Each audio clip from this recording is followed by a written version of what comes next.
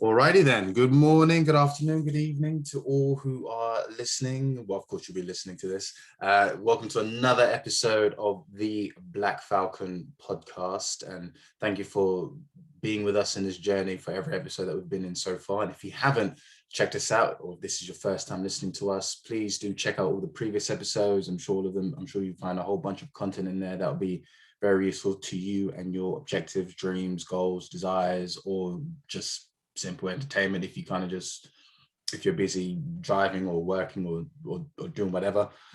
Yeah, I'm sure that you find value and entertainment in listening to our previous episodes and beyond. So another weekend, another week of progression for us. I've just managed to be able to push on ahead with the Blaque Falcon gym wear line, which I'm very, very happy to get out with what's been happening all around us at the moment.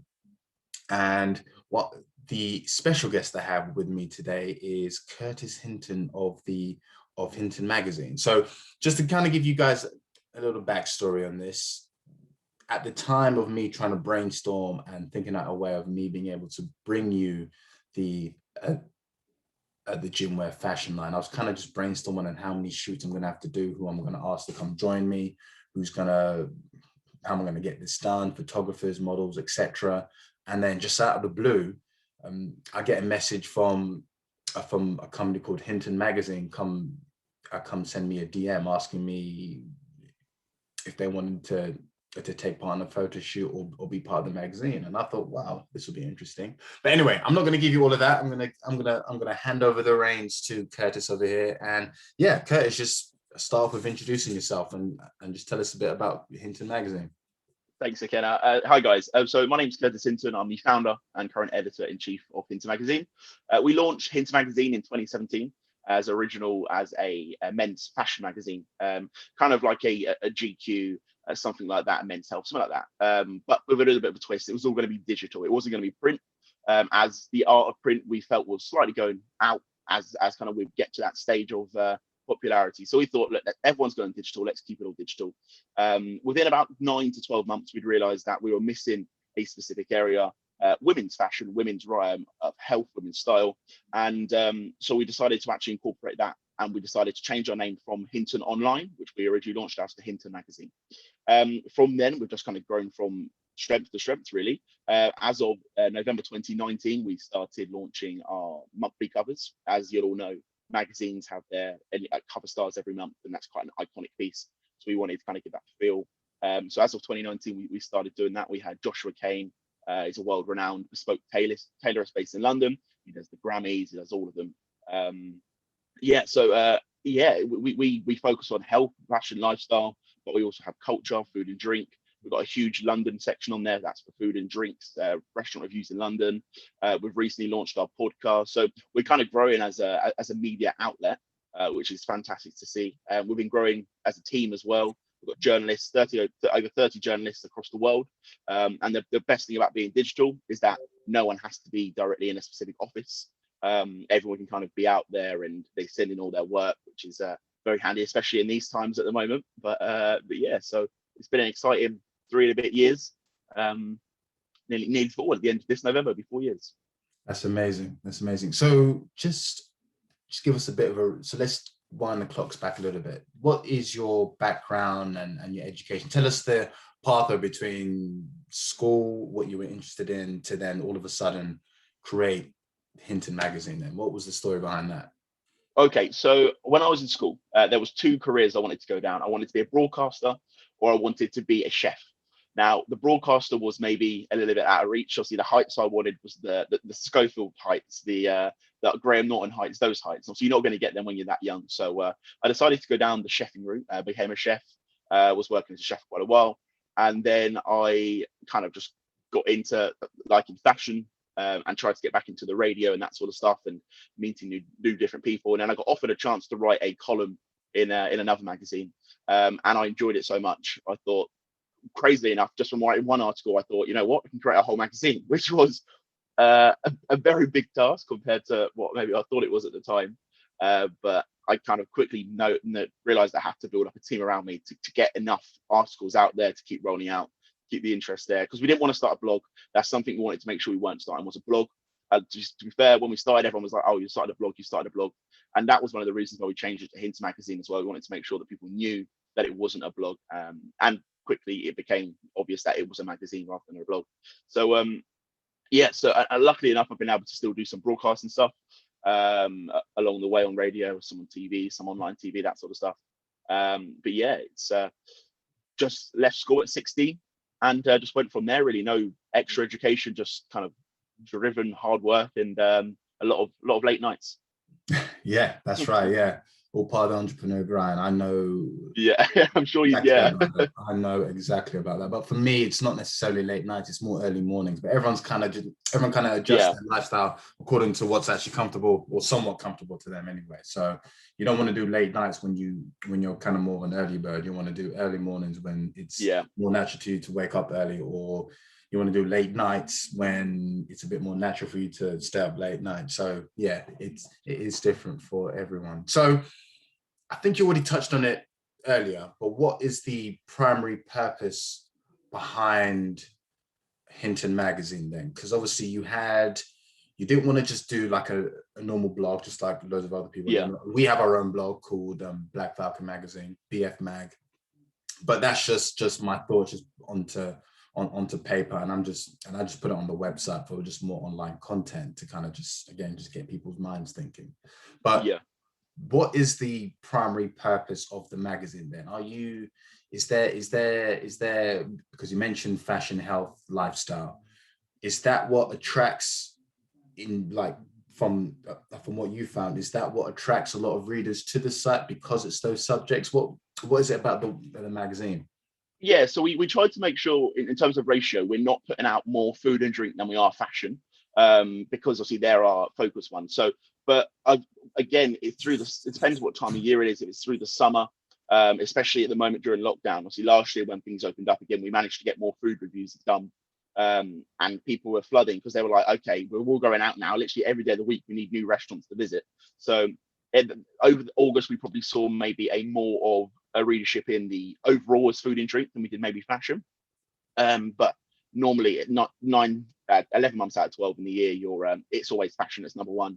That's why people come to us, and that's kind of what we're pushing. And we always aim for our cover to be a fashion brand. I think it's been 3 times that it's not been, and that's because it's been 2 authors and a skincare brand. But again, skincare falls under the health style, and obviously the books come under the culture side of things. So it's nice sometimes to have a change.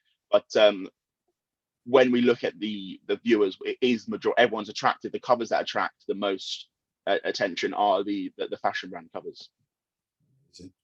And well, yeah, if you don't know, Blaque Falcon is currently the on the front cover of the February issue. It looks amazing. The photographer was Georgia Craig. And just to kind of give you an insight on the shoot itself, Georgia herself, she actually admittedly told me that this was her first e-commerce kind of shoot. And I was surprised, because then when I looked at the quality of the shots, I thought, wow, the lighting of it, the shoot itself was quite fast paced. There was quite a lot of garments to go through. There was only 3 models, as you'll see on the website and online as well, what you see on the behind the scenes shots. But we managed to get through all the outfits I wanted to get done, all the products. We got that done in record time as well. I didn't time it, but we got it down. I remember the organizer of the studio kind of just said, we only have until this time to get it done. And I was just like, okay, guys, let's go. Let's just do it. Yeah. And then Georgia kind of just came on board and was like, okay, yeah, I'll just do this, I'll do that. And then she was giving me her ideas to say, okay, this is what I think we can do. And I was just like, yeah, going ahead. Yeah.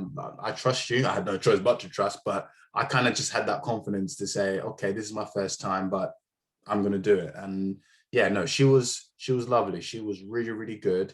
And if there are any other fashion brands out there who are looking to do it, and you're looking to get into e-commerce, or perhaps trying to get into Hinton Magazine, please do holler at Curtis, his email, or just send a DM to them on Instagram. They'll be more than happy to take you guys on, or at least just set up some sort of call, just to understand get some sort of understanding in terms of both of your needs. But yeah, the shoot itself was fast paced. It was indeed quite fun though as well. We did have a lot of Yeah. fun shooting. You'd see on the Instagram a few days ago, I actually put up a picture of like I think Georgia got a really good shot of all three of the models just sharing a laugh. But then I don't even remember that shot even being taken. I remember I must have been at the back just working on the rails, just trying to organize the next outfits for everyone. But anyway, that was a really good, fun and joyful shoot. So that was the purpose of the magazine. There were more food reviews happening during, as soon as lockdown ended, I think the first, second times. Was there any barriers in terms of getting the reviews done because of the whole COVID thing, where people were kind of just saying, okay, yeah, you can come in, but you can't do this, you can't do that, because of like, what restrictions did you have whilst you were doing those reviews initially? Some were like, normally we have a review day, or they tend to be in busy periods, because we want to kind of get an actual feel of the restaurant. We don't want to go on a Monday morning at 10 a.m. to enjoy their dinner menu. And they get that as well. They want that too. They want us to experience the whole actual dining experience with them.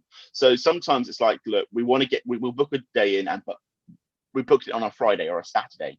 And sometimes we had it once where we said, look, we're really, really busy. We've had an opportunity for a big table to come in, but we need your table. Can we rearrange? Obviously, we don't want to stop anyone from earning the money, especially during the moments. We say, yeah, not a problem. It's absolutely fine.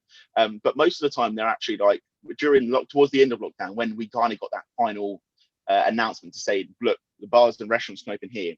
Instantly, we're getting floods of restaurants coming to us saying, look, can we book in reviews? Because they want to get that advertisement. Because when we go, 9 out of 10 times it is complimentary. Obviously, we do tips or whatever, but obviously if we pay, we pay. But so it's a form of advertisement for them. So we don't charge them obviously for the feature, as it's a review. So we go in there to review. We've been invited to review, which is an opportunity, obviously, which is great for us. But yeah, so it's for them, it's a form of advertisement. So they're thinking, right, okay, I can give up a slot at Friday. It's not just the cost of our food; it's the cost of what someone else could have maybe spent there. Yeah, so exactly. When we're there, sometimes we'll do the review and then we might clock off, and then we might have a few more drinks. But which obviously to help the place if they are giving complimentary, especially, or we'll buy a bottle of wine and we'll take it away or something like that. But yeah, so for them, obviously, we appreciate obviously all their time. We try not to take up too much, but at the same time, we want to speak to the waiters. If they ask me what do I want, I 9 out of 10 times say, look, here's the menu. This is what I'm allergic to, which is not just peanuts. I said, it surprised me. Bring me something that you'd recommend. And for me, if the waiter knows the menu that well, hopefully they're gonna kind of suss sort of thing. Normally they normally try to throw a few of the ingredients, like something garlicky or something spicy or something like that, pasta based. And normally like they kind of get a feel for what you like, which I like as well, because they're kind of interacting with the customer. But at the same time, I know that they've got the rest of the restaurant to look after. But there are other times when we go and it's like they give us the general manager, which I'm not a big fan of, because I want a waiter who works there. I want the experience. It's but yeah, I mean, I absolutely love it. I mean, I have to exercise a lot more when I do it, especially when you have the review days. It could be like 4 or 5 different restaurants in the same day. But yeah, it's an exciting part. I really do like it. Yeah, good. So that kind of touches onto another question that's just come up. So what are the main challenges that you face? Well, there's 2 parts to this question. What are the main challenges that you face as a publication, as a magazine publication in general? And how have you guys actually adapted because of lockdown then? How have you guys kind of adapted? So the first one, I'd say there's a couple of points to it. The first one would be we are new. We don't spend huge amounts on advertising, and that's something that we've decided not to do, for the basis of we won't want to pay for click ads. We don't want to pay for stuff like that. So we want to kind of minimize our costs to minimize the costs for the brands who want to be featured. So because obviously if you bring in a massive audience, which is what we're aiming for, obviously we need to juggle around the fees and all that sort of stuff. And at the same time, if it's a new brand starting out that comes to us, we don't want to say, look, this is how much it's going to cost you, and put them out of business, or take their stock money, which obviously we're not going to do. The second one I'd say is the social media side of things. We are getting a marketing manager in for the social media, but brands come to us, and obviously we originally launched as Hinton Online. And then we closed that account and reopened Hinton Magazine. And they say to us, how have you got this amount of subscribers when you've only got just about 2,000 Instagram followers? And for us, I always say we're not a social media influencer. That's what we're not. That's there to help promote the features, but you don't pay to get promoted on our social media. So brands like yours, you'll share it on your page, obviously the cover, and then someone will see it on your page, then go on to the link, and then we've got the view. That's come nothing from our social media. They could subscribe, they could do anything. It's free to subscribe. So it's just that convincing. And I mean, I'm always more than happy to have that conversation with people. I'm more than happy to speak to people and say, look, let's introduce your brand to our readers. If it goes well, then fantastic. Let's look at a bigger feature we can do for you. If they're cautious, I always let people take those baby steps in if they want. If someone books a cover, sometimes we'll say the cover's for 12 months time, we'll say, look, let's see if we can work in here a smaller feature between now and then, so it introduces your brand again, so you know that your cover's going to go well. And for me, and 9 out of 10 times, again, I'll keep using that, but 9 out of 10 times it works for them. They're happy. It makes them feel more comfortable because they're not just going in spending X amount on an advertorial and getting nothing from it potentially. Absolutely. Your presentation is everything. And how have you adapted because of lockdown? Then have you had to just be a bit more strategic in terms of how you approach now knowing that you can't go to restaurants and that you can't really go to people directly? Have you had to just use emails and use Instagram direct messaging or Facebook or whatever? Is that the kind of approach that you've all had to take now? Yeah. So more brands haven't been able to do like guerrilla advertisements or do pop-ups or anything like that. So their marketing, whilst their sales have shrunk a little bit, their marketing band has opened up. So they're more likely to online marketing. That's where they come to, obviously, like people like us, to get that kind of out there, because we've got that readership of the people who would wear those clothes. So we've kind of, it's been a bit of, like you say, office space more than we'd like, but we've got the work there to do in the office. It's not like everyone's twiddling their thumbs. There's always someone there there's always a brand there that's interested in something that we're talking to or something like that. Exactly. Incredible. So your website now, because when I was having a proper look into it, I saw it's very well laid out, very well presented, and I like it, especially now that it's got my face on it now. As soon as you go on the home screen, it's there. That's it. Yeah, always good to embrace everyone with the Falcon. There's a section on there that says the Hinton Awards. What's that? That kind of just made me raise an eyebrow. What is the Hinton Awards? So just the background of it, the Hinton Magazine, I want it to be a media outlet. I don't want it just to be a magazine. I want it to be a media outlet, hence the podcast, hence the awards. So you've got, obviously, again, like I said, originally when we started, my inspiration was like the GQs, the Vanity Fair, that sort of stuff. So obviously you got the GQ Men's Awards. And I thought, okay, let's do our own awards. Why not? We're working with enough brands. We work with enough people. We meet so many inspirational people all the time.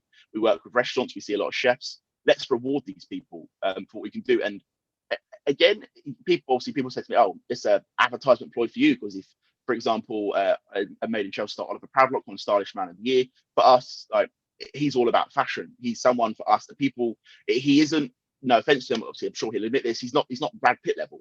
He's a level that people can relate to an extent.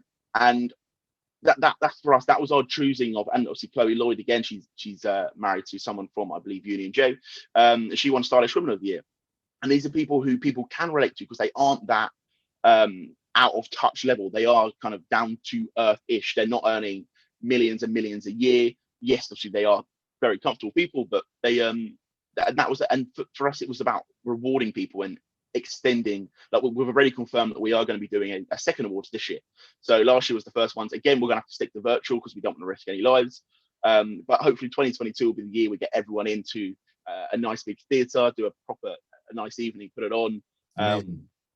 But yeah, so that was kind of the inspiration behind that, really, to make sure people are recognised, and we're recognising the people that are actually helping people, like especially during lockdown. Like Raise London, for example, they won our fitness award last year, because they were going out on the streets during the lockdown and doing workouts. They were standing in the centre of the road, they're doing workouts of people in their front doors, kind of thing, getting a community together, even though they have to stand apart. And for us, we think that's kind of what we want to be about, and that's kind of why we rewarded them for it. That's amazing. That's amazing. Well, okay. Well, now that you mentioned that, I just let you know we've a group of friends of mine have kind of come together and done like a workout thing. We have like our own little WhatsApp group where we kind of just tell each other, okay, we can't work out next to each other, but we're just going to put on this group what we've actually achieved this week in terms of how many times we've gone out on a run or how many push-ups we've done. I tend to be quite reluctant with it because it's just so much to type and I just can't be bothered. But I just tell everyone, yeah, well done, guys, well done. You know, Yeah, that's just my approach. I think it's just but good that everyone kind of yeah, inspires each other with what they do, so that you see someone who writes down, yeah, I just done a 5K, and you'll be like, I haven't only running myself. Why don't I just go out and just do like a quick 3K as that's well? it. Yeah, It kind of just G's everyone up just to kind of get out there and do something it's that with each other. motivation that is like, and if you're all doing it together, you're it's like even though you are quite distant, it's like that you're that community. You've got a community with you, and you've still got that social connection with each other. That's right. That's right. That's amazing. So I will be looking forward to my ticket to the next event of the Hinton Awards. I'm But sure yeah, I'll be so nominated for that. so No, I'm playing, but yeah, no, that is very good. Just so that you kind of just brought people together on a basis of, hey guys, well done for your efforts. It is yeah, being recognized by people, and that is very commendable. Okay, so you guys also, just like us, have a fresh new podcast series called yeah. Hinton Meets. That's also what grabbed my attention on the February issue of the Hinton Magazine 2021. Yeah, I speak about that. What's that about? So as I said before, I always want, as from when I was younger, I always wanted to be a broadcaster, and I love the art of interviewing. And when I always do, as you know, the main art interview. So the cover brand, I would always construct that interview. Kind of, sometimes I like to go to different to what some basic magazines will do. They'll speak specifically about particular products and that sort of stuff. Where my approach is, I want to know you. Like your brand is you. Um, People buy you. People buy you are designing these clothes. It's your mind that is creating it, so they buy you. So we want to know more about you as well as your brand. But the more we understand about you, I feel the more we can understand about your brand. So the podcast, it was like it's a no-brainer for us. Podcasts are huge at the moment. Everyone's got a lot more time on their hands. People are at home, instead of listening to the radio all the time, the same songs, they listen to a podcast. So luckily, again, through the connections we've had and some of the brands and PR we work with, we've been able to get quite some very good names for series one. Obviously, Matthew Postlethwaite, episode one, a former Peaky Blinders star. I believe he's Amazing. Yeah, I saw that. yeah, and I mean these are great. These are people who are absolutely they're up for it. It's brilliant to have them on. So but yeah, it was just we got all the equipment in the office. We thought, look, our schedules are packed as it is. Let's pack something else in anyway and make everything even busier. But yeah, How did you it's get in contact exciting. with him? So it was actually through a connection we had through one of so we work with PR companies as well. We represent a lot of brands. So they work with someone that they know with him or him directly. I'm not quite sure how the final connection. And they were like, look, here's his email. Reach out to him. So we reached out to him. We had a chat before. And yeah, he was more than happy. Because he's from England as well. He's currently living in Los Angeles. He was very happy to help out in England. So he goes on anything for my home country. So which is great to hear. But yeah, Amazing. it's got quite a few. We got. I think I don't want to give too much away for the series, but I know later in the series we've got the Ukrainian duo band, which are now based in London, the Bloom Girls as well. That they've been quite huge in kind of fashion. They've been on the front of Vanity Fair. They've been on quite a few, so we've got them in as well. But yeah, Incredible. it's That something is that we've got. amazing. That is amazing. I am waiting for another season of Peaky Blinders. There, they all seem to take like 2 years or so for To another come through. season Yeah, to come.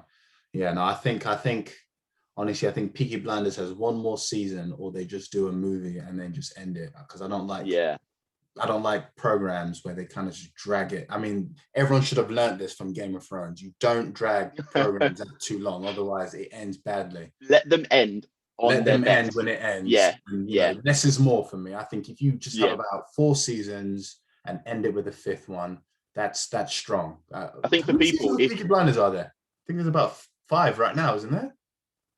13, it started 2014, 2013, 2014, yeah, I think. 2014. Yeah, so it'd be 4 or 5. Yeah, Yeah. So I think, I think they just got to just do one more season or do a film and just and then, end it. yeah, Yeah, because I think when you drag out storyline, it kind of just what's the word I'm looking for? It saturates the quality of the storyline. Then you're just thinking, oh, come on, guys. But anyway, my view would be, with you'd rather them want, like you say, wanting more than them going, all right, that's enough. That's enough now. Yeah. And then like every season's kind of like the same thing now. Oh yeah, there's a bad guy now. He's got to be taken out. Right. Yeah. Here we go. No. All right. So final question then on closing. Where do you see magazine publications in general going in the future? Because I think what you're doing, what Hinton Magazine are doing, is what magazines should be doing anyway. Because what obviously no one's going out to go buy a magazine now. What's the point in going out to go buy this magazine when you can just access all the content online? Or in fact, you can probably get more content online than reading it physically. Yeah. I always prefer physical books rather than ebooks. But I think in terms of something that relies a lot on media content, like a future media conglomerate, like a Hinton Magazine or a GQ or Men's Health or Cosmopolitan for women.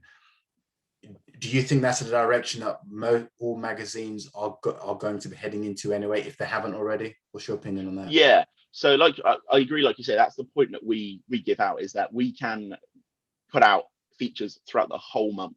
There is no limit to when we can put out features. There's no minimum time, or there's no specific deadlines. The only deadline we have is for the cover brand. And then if a brand wants to be featured on the cover, as just like a little mention of their feature, again, we are limited in that, but we can work that into the month at some point. But yeah, I think that as you, I love the idea of having the book. I mean, I'm never one for, like, I constantly talk about GQ, but I'm never one for, and everyone's like, but surely that's a competitor of yours. Yeah, it is, but it's a fantastic magazine. It's I don't think anyone should discredit it, and I have a subscription to it, so I get it delivered to me monthly. And I mean, like you, I love having it in my hands. I love reading it, and I think those level magazines will be able to do it. Them, Vanity Fair, Vogue, they will be able to stay. I think they will last the test of time, and even through as we go into mostly everything that's digital, I think they're going to last.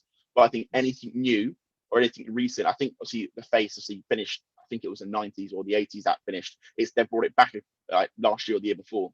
I think again, because it's got that historical build to it. It's not one that was founded like post 2000. Post 2000. I feel that they are going to be able to last as a magazine for a much longer period of time than new magazines probably would. But I think apps are the way forward. Digital apps. We're developing one for the magazine as well. So yeah, I think that's the way forward. It is all going to be digital because you can constantly put out stuff, and it's just when brands start their campaign. I think the whole concept of I think more brands, more and more brands certainly are coming away from their SS and the AW stickings. They're releasing either a small range of collections, and they'll name the collection throughout the year, or they'll do 5 collections or 6 collections in 1 year.